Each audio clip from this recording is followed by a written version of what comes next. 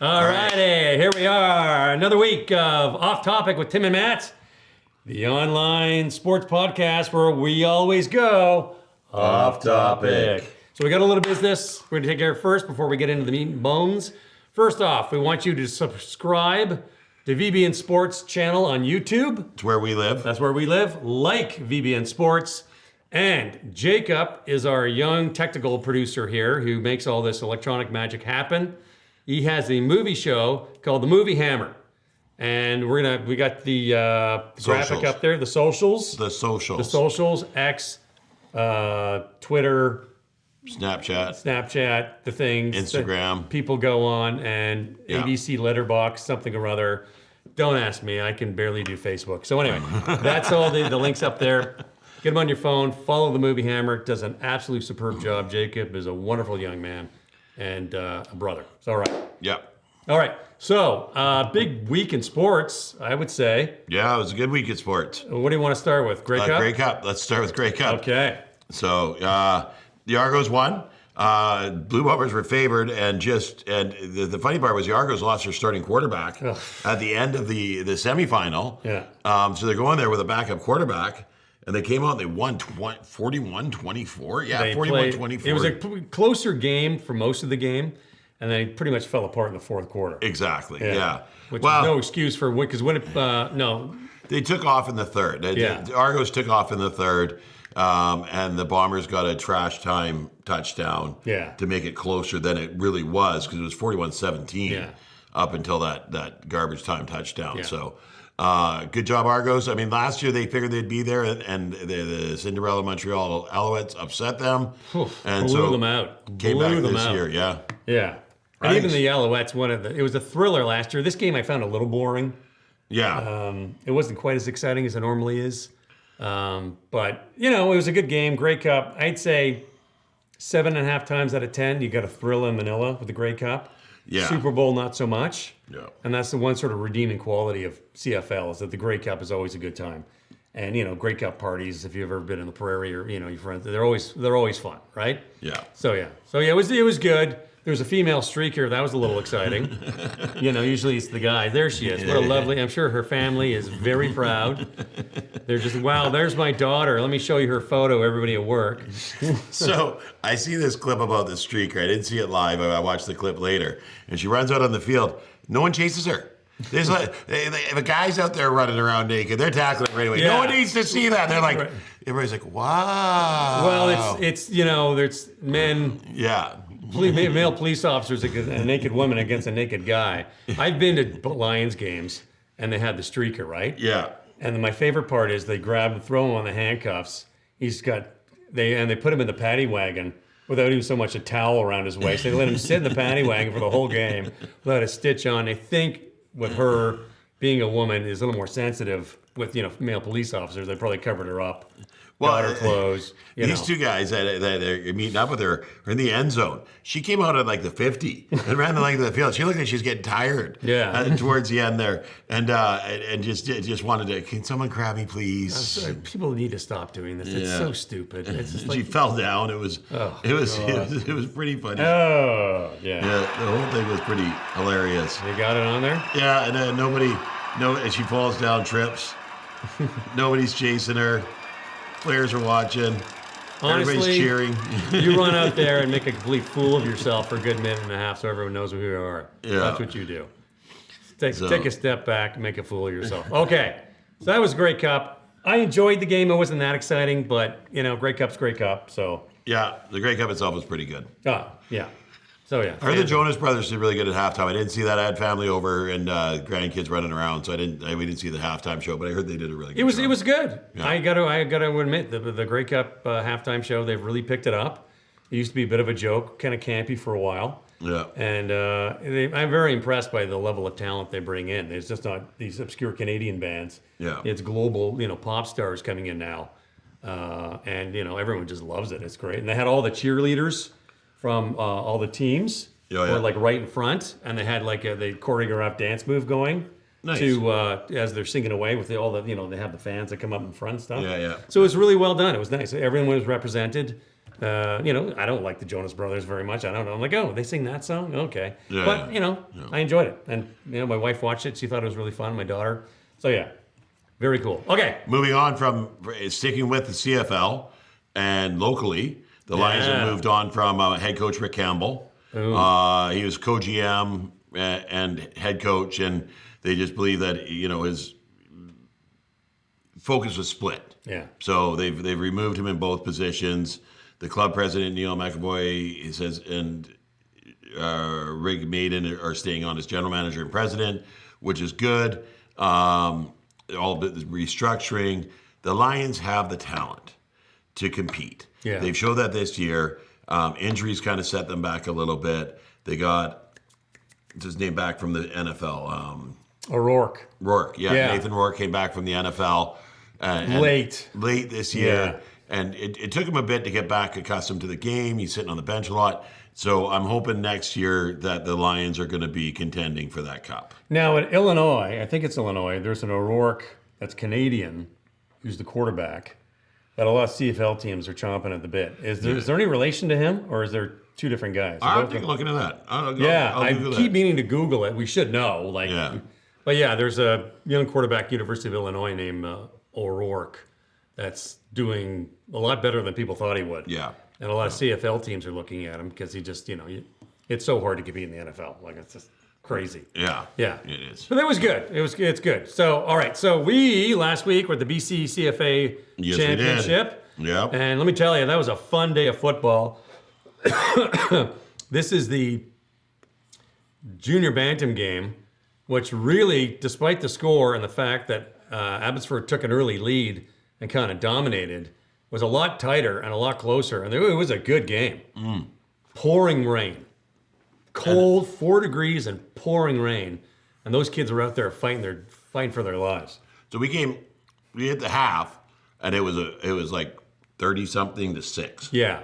So it didn't look like it was going to be tight. No. Come back from the half, and the Bears scored right away. Yep. And then they got a turnover with a penalty that put them on the 10-yard line, and they scored again. Yeah. Now this game is tight. Oh, and we say it all the time with these CFL, Canadian Rules Football.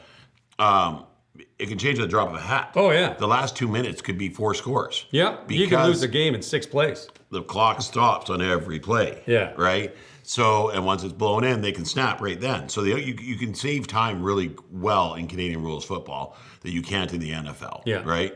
And the game got really tight towards the end there. It was exciting. You didn't know what was going to happen. It was a bit of a battle. So it was a lot of fun to watch. And the Pee Wee game was great. Yep. Prior, and then you had, of course, the Adam tournament. It wasn't quite a round robin. Highlight of the day. Yeah. I got to tell you, it was a round robin. Tim was doing one half, the field I was doing the other half. They started the 45, and they worked towards the end. So 3 plays, and if you're out, they go back to the 45. The ball turns over, and they... An interception, interceptions is just a turnover, you go back to the 45. Yeah. Fumbles, turnover, you go back to the 45. Yeah. And you work offensively towards the end zone.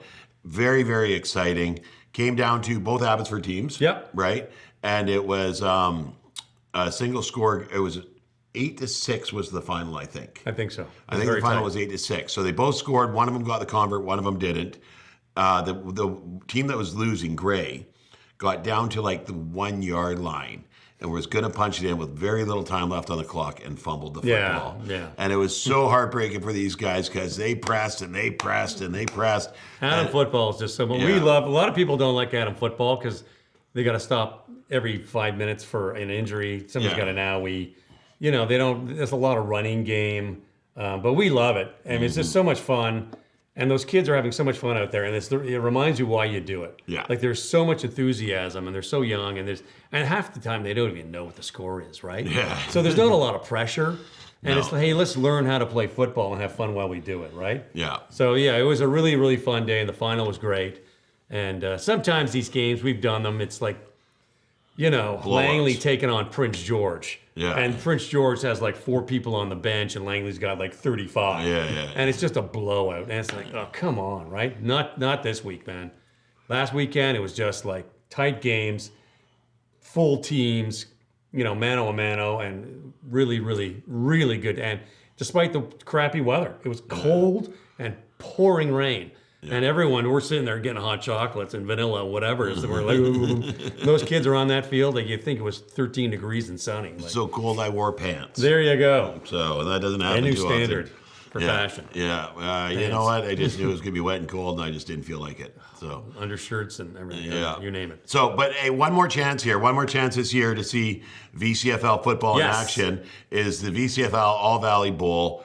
December 7th, 2024 at McLeod Athletic Park in Langley. Yeah, McLeod Athletic Park in Langley. There's the rain. Or VBN.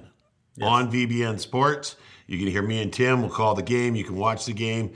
We try to stay on topic. We do try. Like, Wayne, we try hard. But we appreciate your emails. Yes. But it's a lot of fun. And these are the all-stars of all the clubs. And they can mix them up for Pee Wee and JB, and they make 2 all-star teams that play against each other. Yeah, it's fun. It's fun.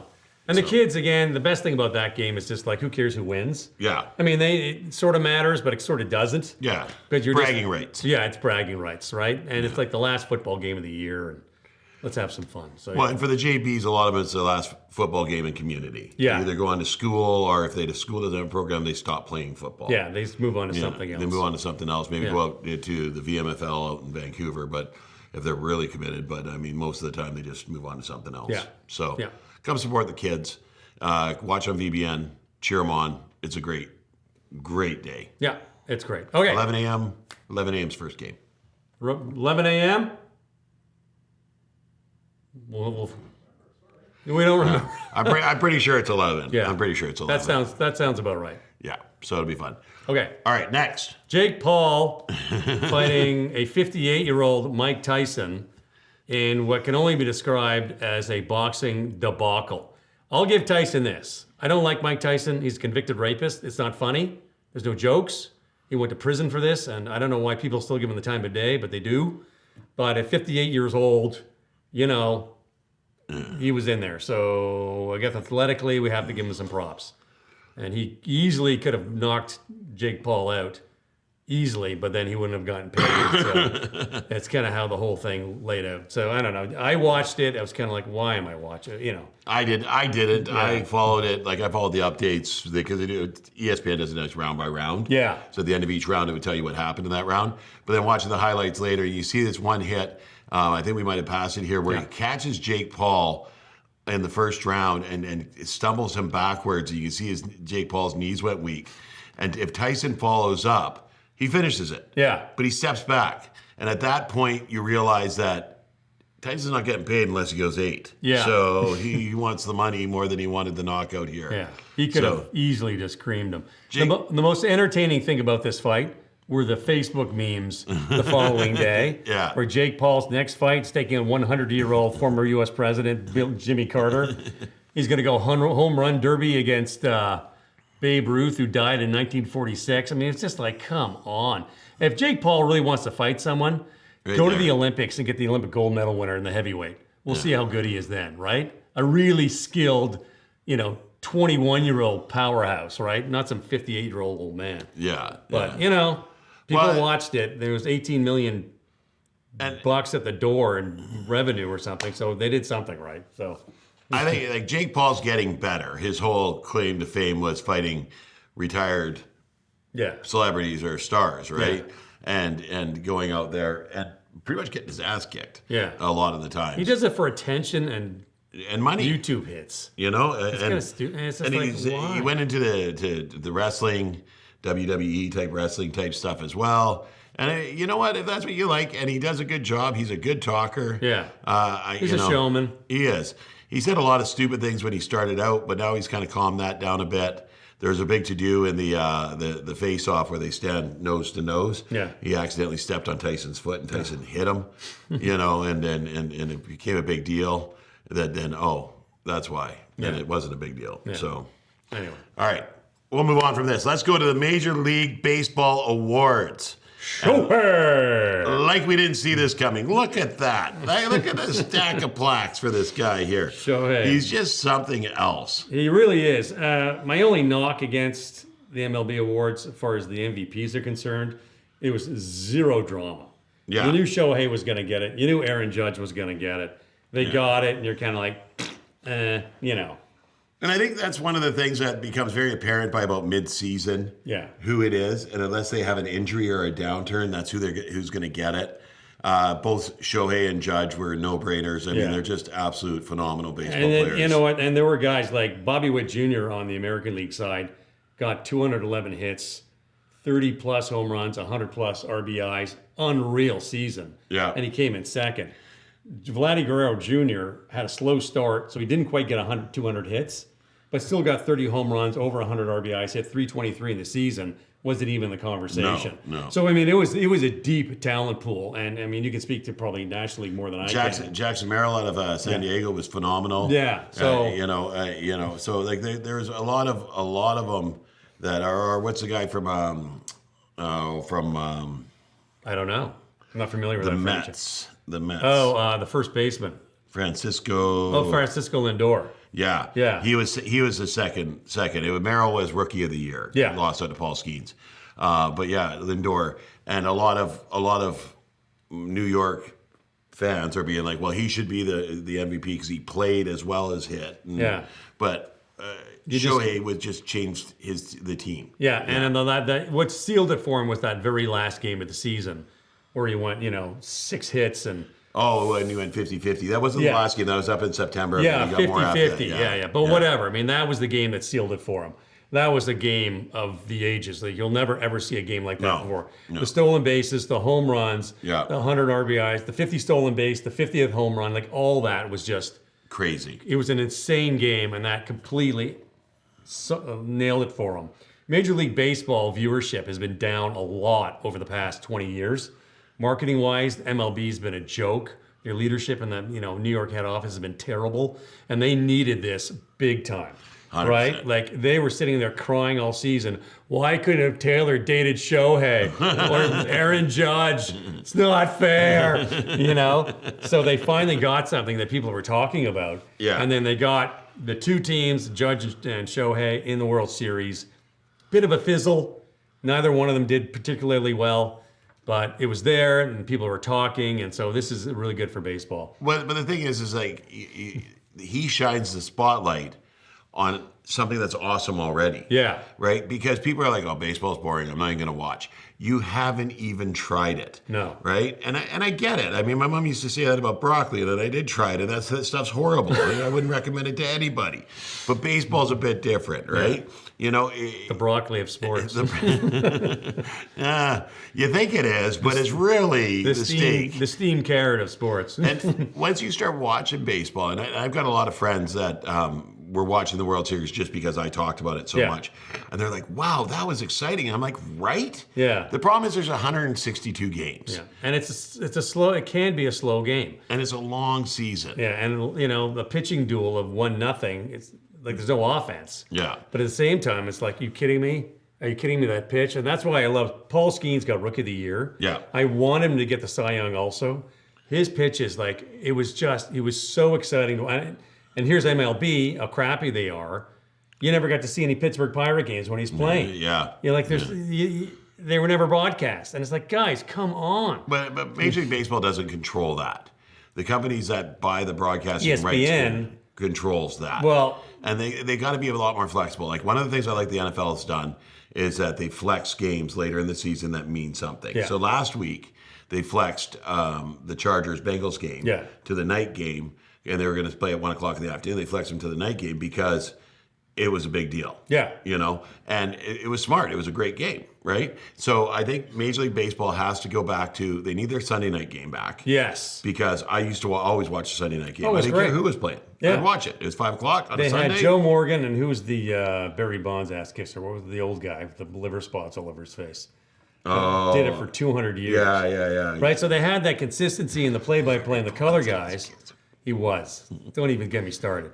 Right? But the problem is, you say it's not MLB, it's ESPN. It is MLB because they're not marketing and they're not getting the viewership. So ESPN's not going to put a bunch of money. They make more money out of bass fishing than they do Major League Baseball. So you got to market it. You got to get the players up there. You got to showcase them. They got to do it smarter. I don't disagree with you. They got to do it smarter. But the clubs are responsible for marketing their area, right? But maybe, you know what I mean? You have Major League Baseball will do stuff where some guy's got a no-hitter going and they pull him in the 6th. Why are you leave him in? Yeah. You know what I mean?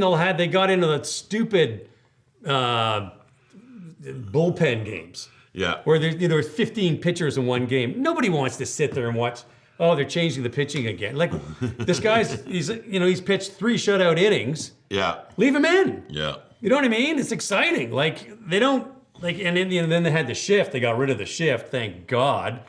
And the stupidest part about the shift, no one could figure out to hit to the opposite field. Well, they can't. That's the problem. Is these power hitters are power hitters because they focus on hitting down their power alleys. But you learn how to bunt it to the opposite field. You get a double off a bunt, right? Like, think, like change. So they've changed some rules. They got the pitch clock in. There's more steals happening. It all went analytics. Yeah. Oh, percentage of steals and this and that. I don't care. It's exciting. The one I like is that if you try to pick off a player at first more than 3 times and you don't get them, they get a base. Right, exactly. Yeah, because I watched one game where he threw like 15 times. It's I was like, boring. I'll go watch Beluga at this point. Yeah, right? Like it's just boring. So MLB had to tighten things up. I mean, part of it too, they lost a lot of marquee guys, right? Yes. Yeah. And the guys coming up, they weren't American. And so people like the Mark McGuires, people like the Barry Bonds. Yeah. But you got Derek Jeter and A-Rod in New York were really big. And then they retired. Then they retired. Albert Pujols came up, but in the areas like that, that's a religion. Yeah. Like the Yankees in New York are St. a Louis, religion. yeah. St. Louis, these small market ones are a bit right? The Dodgers, right? Big. Everybody's got Dodger blue. But then they go to like Tropicana Field to watch good talent in Florida, and it's completely empty. Yeah. They go to the Jays. For years, it was empty. Yeah. Nobody wants to see this. And of course, other sports like, NBA had a lot of stars coming up. Everything was packed. Football, always packed, right? But I said it before, if they want to get people into the games, right, at the start of the game, first pitch of the first inning, all unsold tickets, $10. Yeah. Right? First lineup, you have a lineup down the block. Yeah. That stadium will be full every game. Oh, yeah. Kids will go because $10 is easy. Yeah. $180 to sit in the freaking bleachers is stupid. The Expos had a problem. They couldn't give tickets away, and they would have dollar ticket games with a free hot dog. Yeah. And everybody went. Yeah. Everybody went. It packed it out. People want to go. It's like, I'm not spending that much money. Like, it's too expensive. But here's the thing is, you give away the tickets, and you make the money on the beer. You make the money on the fries, the hot dogs, the popcorn. You get people, they got to spend money to make money. And you go to get the shirts, like fill the seats. Yeah. There's no point having an empty stadium. It's run by accounts. That's the problem. Yeah. McDonald's started competing with Tim Hortons for coffee. Yeah. Trying to roll up the rim to win. And they just gave away a free coffee for a week. Yeah. And then it became $1. They figured out what's the best way to get people in, give it to them for free. Yeah. And then they went to $1. Right? Yeah. And McDonald's outmaneuvered. I mean, of course, Tim Hortons got bought by some dumbass private equity firm, and there's problems there. But marketing-wise, McDonald's outmarketed to roll up the rim to win. 100%. Which was, and you can do that with baseball. Yeah. Here's $10, come see a game. Yeah. Right? Bring your kids, $40, you get a whole day of baseball. Yeah. Yeah. It's great. Yeah. But you got to do these things, and MLB doesn't think because they're run by a bunch of dumbasses. Yeah. Like it's embarrassing. Okay. All right. Paul Skeens, I got to give you one story. Paul Skeens gets Rookie of the Year, and Paul Skeens is the pitcher with Pittsburgh, and his girlfriend is Olivia Dunn, who is a social media darling. She's a gymnast at Louisiana State University, and very, very active in the NIL, name, image, likeness. Yeah. Very, very pretty, extremely savvy, very smart. So they're sitting next to each other on a couch on the MLB network. And there's, Paul Skeens with his hair combed, his mustache, and she's all pretty sitting next to him and la, la, la. All right, Paul, Rookie of the Year, congratulations. How's it feel? Good. She just does this. She's laughing her head off. Oh my God. And she eventually had to come in and like go on her social media. Here's why I'm so proud of Paul. Here's what I've learned from him. You know, filling in the answers that he was supposed to give and oh yeah. Very funny. But you got the thing that if you don't know Paul Skeen's interviews, he is very, very a self-promoter. Is he? Oh okay. yeah. And he does great interviews and he talks about him being like the savior of the Major League Oh really? Baseball. Okay. He's hilarious. Yeah. And then to go and do that, yeah, the awards must have was just up. That's why she was laughing so hard. It was just, the guy is quite the character. And I really like Paul Skeens. Yeah, he throws at 100 miles an hour. That's all anybody talks about. Yeah. Honestly, it's the movement on his pitches at 100 miles an hour that gets me. The nasty is unreal how well he does. I can't wait till the Dodgers buy him. All right, moving on. It's prime time. Coach Prime. Let's talk about Coach Prime because I'm a big Sanders. Neon Dion. And the Buffs. I'm a big fan. Yeah. Now, when he was in his playing days, he wasn't on any teams I really cheered for. Okay. You know, he's on the Atlanta Falcons. He's on the Dallas Cowboys, San Francisco 49ers. I like the 49ers, but, but you always respected that. Played both ways. Yeah. Played for the Atlanta Braves. Like he played baseball as well. My Jays beat him. Yep. He was out there. He was very big personality. Lots of chains, always dressed up. His talent got lost in his bombacity. That people only really saw the ego and the flash, and they didn't really realize just how good the guy was. And he was an excellent teammate. He was in San Francisco, and they won the Super Bowl. Yeah. And then he was free agent, and there was talking about his ego got away with him, and he was saying stuff like, I don't know where I'm going to go because I don't know where I want to win the Super Bowl next. This kind of stupid crap. And Jerry Rice took him to task. And there's a few people on planet Earth can take a guy like Prime to task. Jerry Rice was one of them. Yeah. And people they lost it he's a very smart, very savvy guy. And he went to Jacksonville State to coach, which was a smaller D1 team, the poorer team in HBCU. Yeah. And he brought him to a winning record. Yep. And he was there about 6 years. And all of a sudden he did a quick reverse and he signed with Buffalo. And he got a lot of bad press because everybody at Jacksonville State is like, hey man, you committed to us. And you should have been here at least another 10 years before you moved on.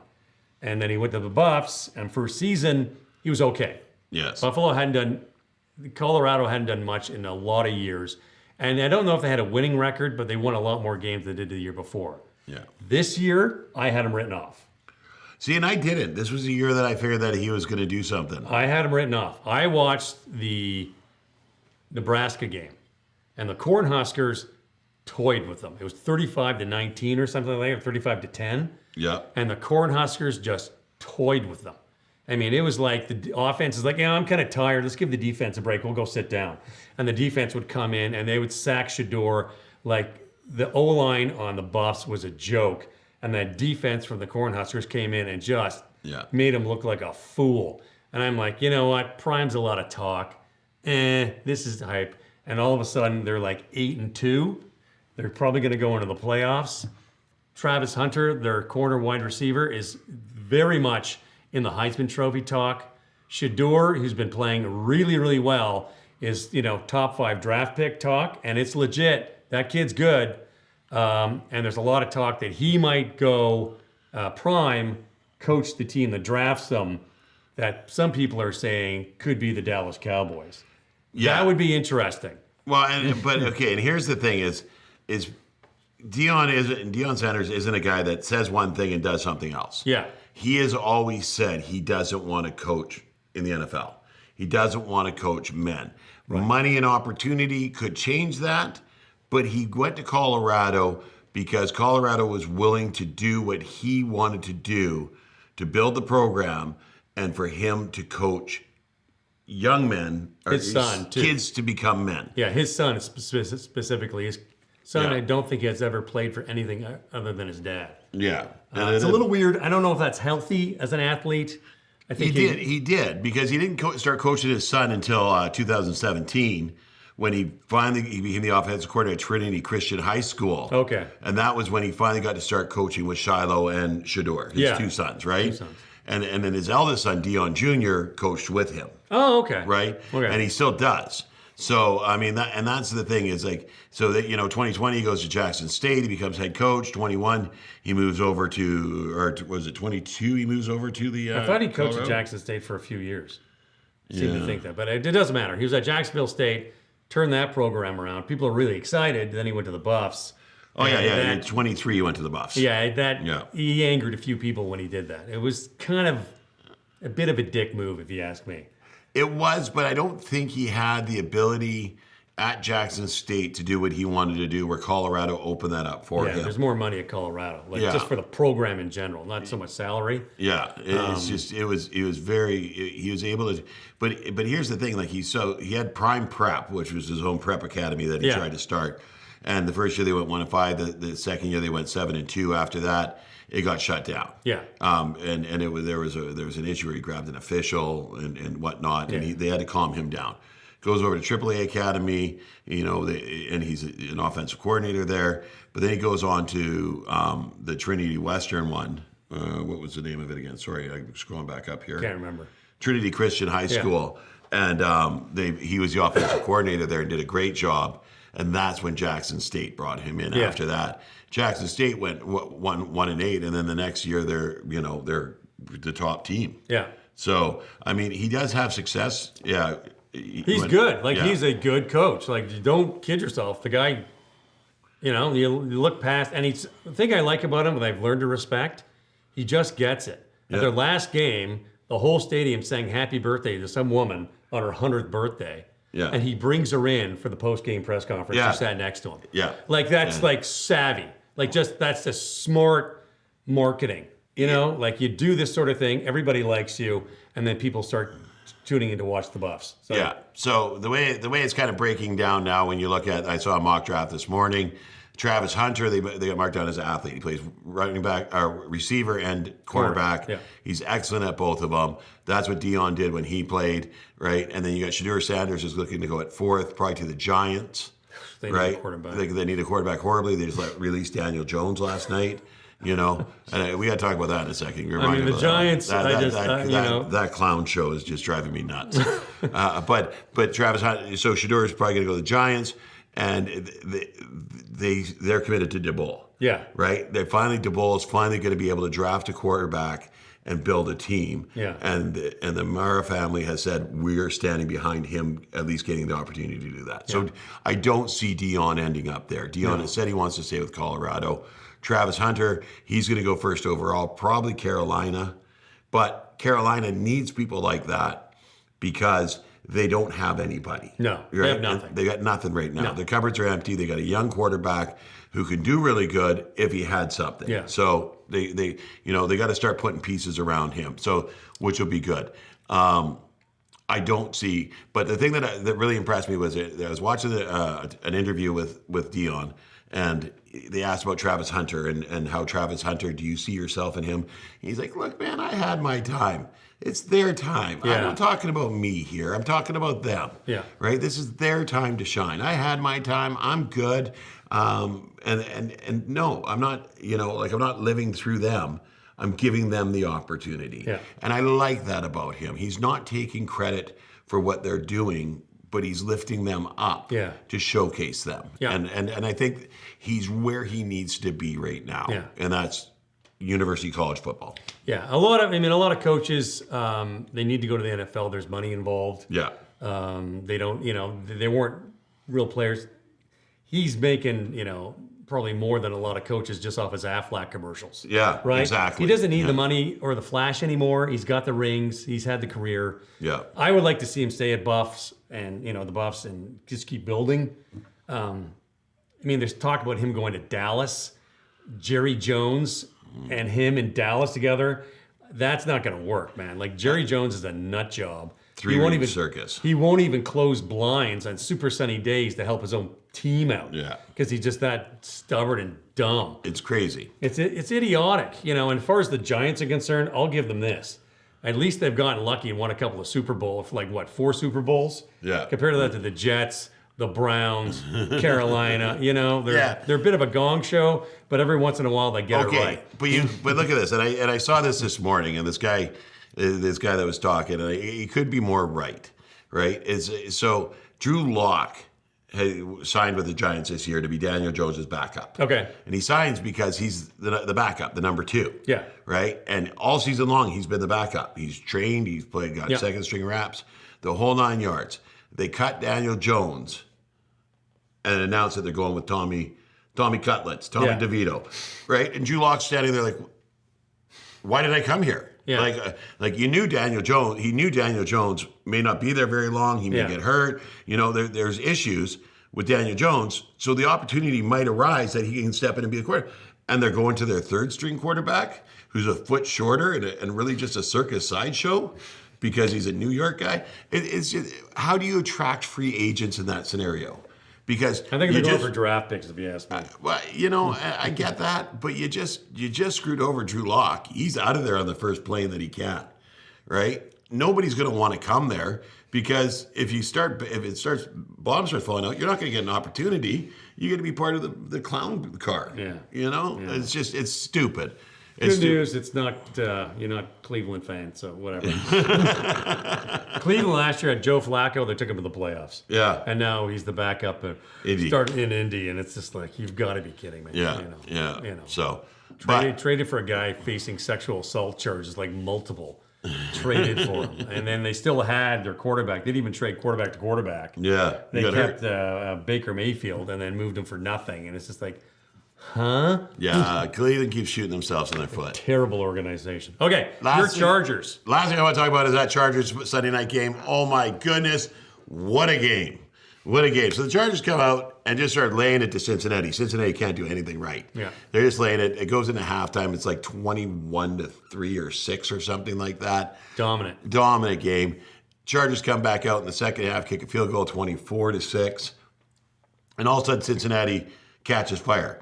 3 touchdowns in a row. Joe Burrow deserves an MVP for being the rose coming out of the manure pile. Like the guy, what did he have, 400 passing yards? 400 and... 0 interceptions, and he still lost the game? Like, give this guy a bone. 356 and 3 touchdowns. Give this guy a front seat at the buffet. Let him have the MVP. He deserves it. Yeah. They are a terrible team. He is playing lights out on a crap organization and holding his head up high.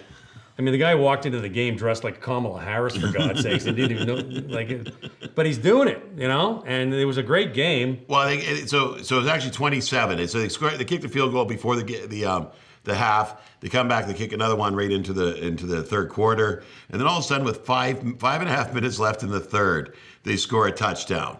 2 minutes later, they score another touchdown. 2 minutes into the fourth, they score another touchdown. And all of a sudden, it's 27-27. That's Cincinnati. Yeah, Cincinnati. Yeah. So they just had that it's almost, what was it, 5.5 and 2.5, 7.5, 8 minutes of the game that they all of a sudden bam, here's 3 touchdowns.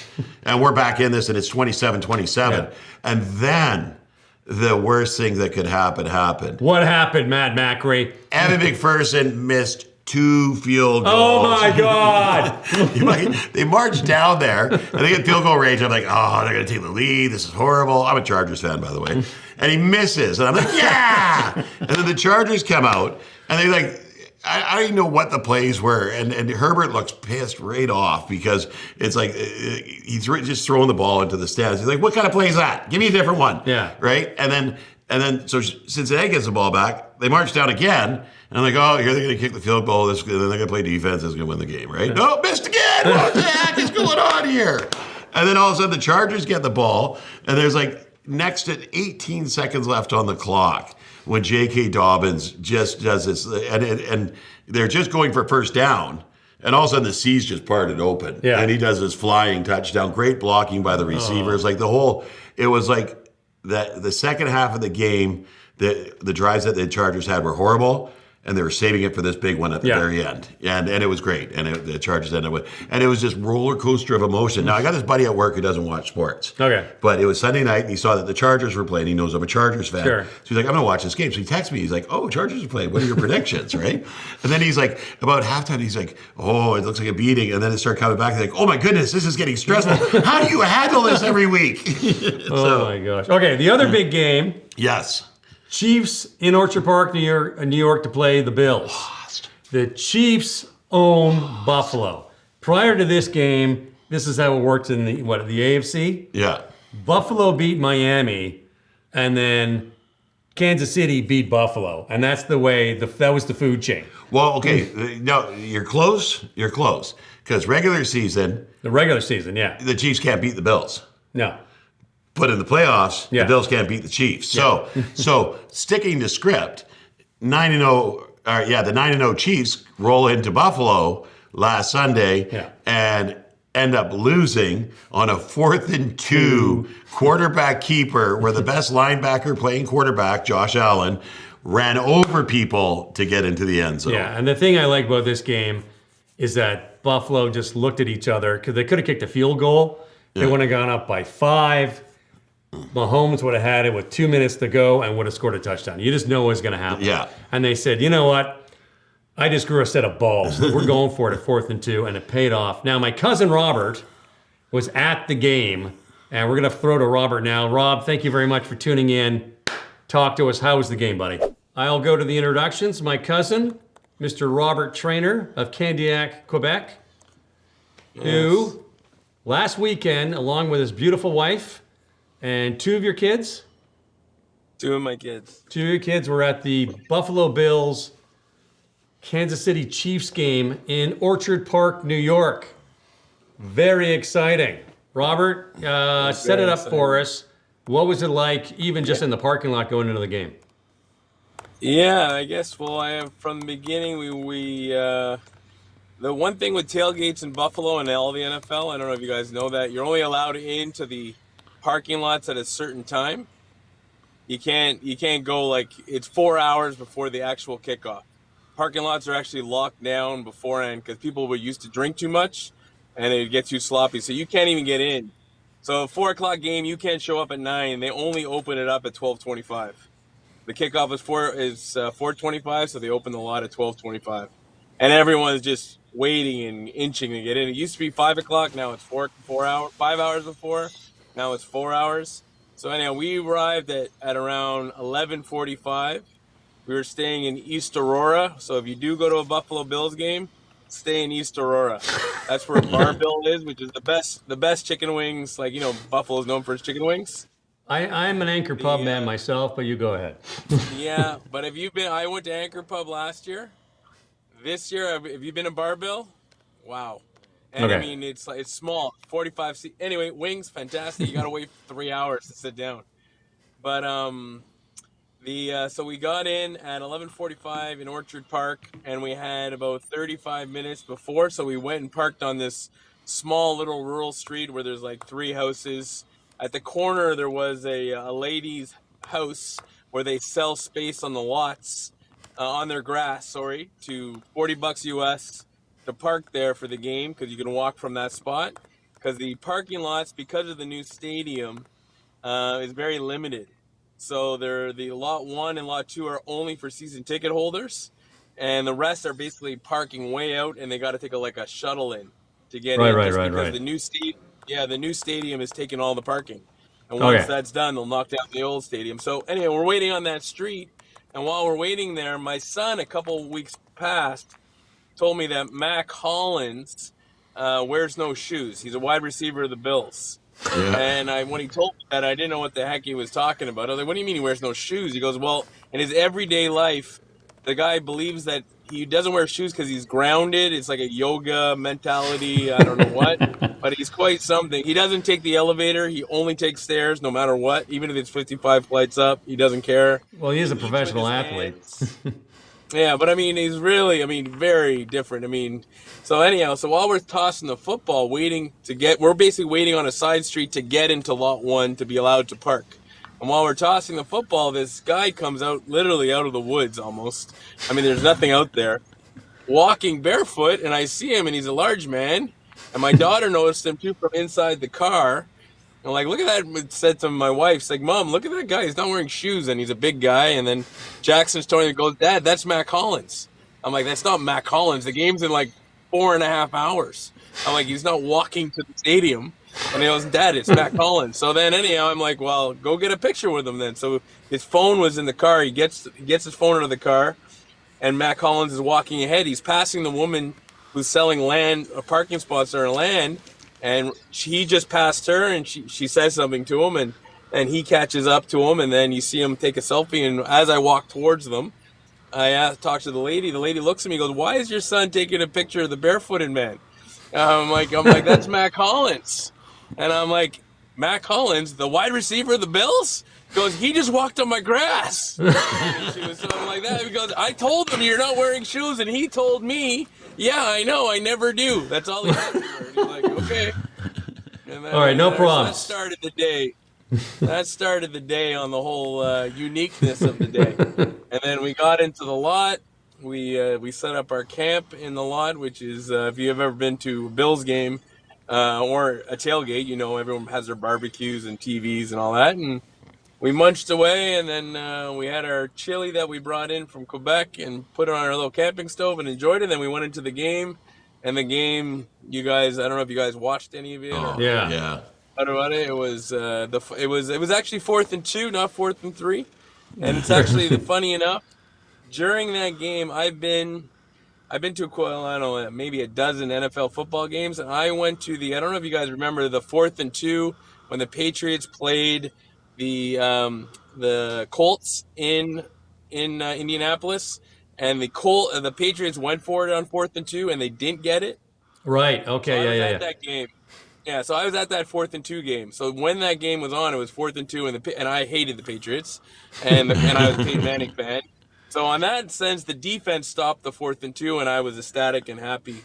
And then this play was 4th and 2 again, and one of the guys that I was with at that game texted me, "Rob, it's 4th and 2." Goes, "You're at another game where it's 4th and 2," and this time I only saw the text afterwards, and then I was like, the guy. So then my buddy Murray, who brought me to that game in Indy, he's like, "You need to get a 4th and 2 tattoo because that is just wild." That's crazy. You're at another 4th and 2 moment, and this time it was the other big NFL quarterbacks with Mahomes and Josh Allen being the highlights. So give me an idea of the atmosphere inside Orchard Park, like how crazy.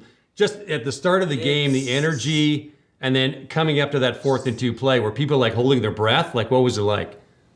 I mean, it was just like, one thing is where we were seated was section 117, which was, I think I sent you a picture, but it was pretty good seats.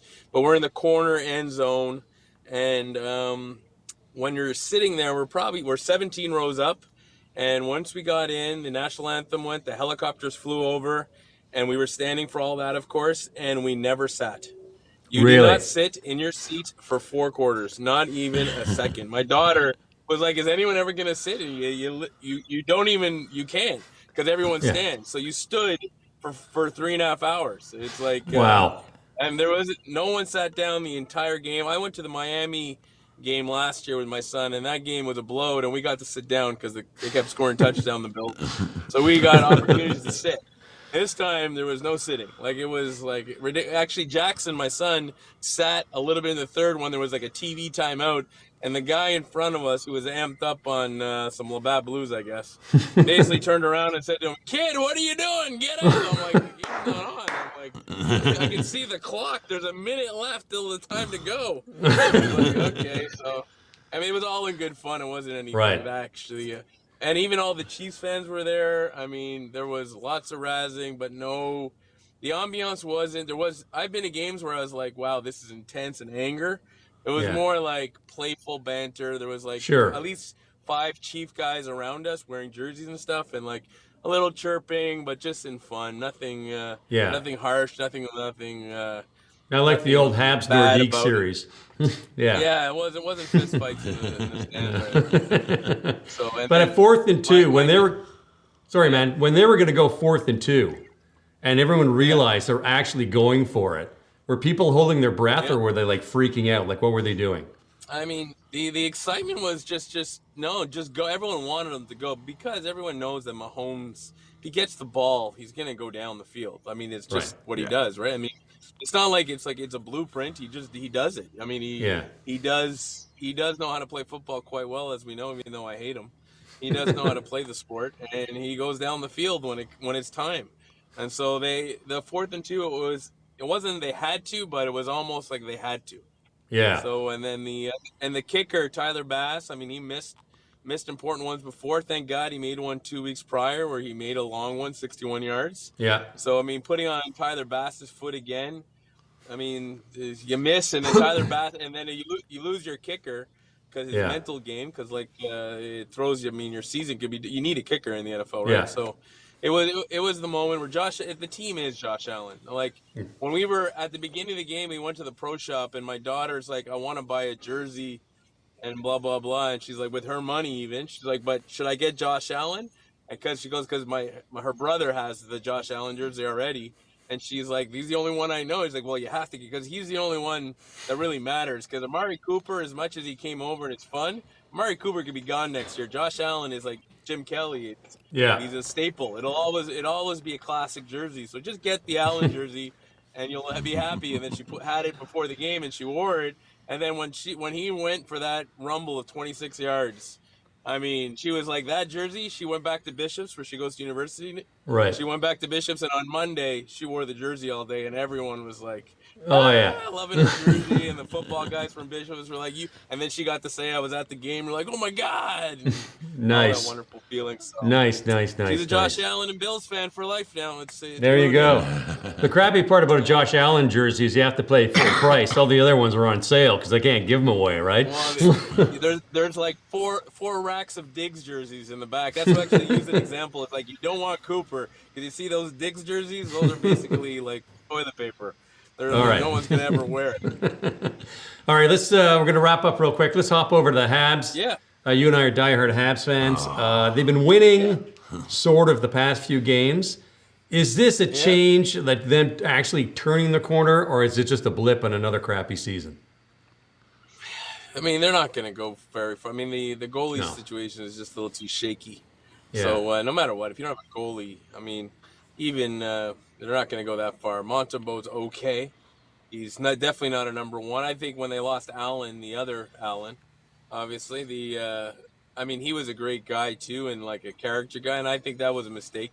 I think they should have kept with Allen as the goalie. So I don't know. The goalie situation's weak. I think Diminov, who's coming in next year, is going to be huge. Yeah. I mean, he is that good. I mean, he plays 12 minutes a game because he's the situation over there. Yeah, the KHL. Because he's not going to stay. They don't give him minutes, and he's like in the top 20 in scoring or something like that. Yeah. Even though he's not. Yeah, he's 12 minutes a game, and he's got points almost every game. It's crazy. Yeah. Because they just don't want to give him the satisfaction since he's going to leave. Yeah. But with Montreal, though, is this crappy goaltending situation not a bit of a gift in disguise?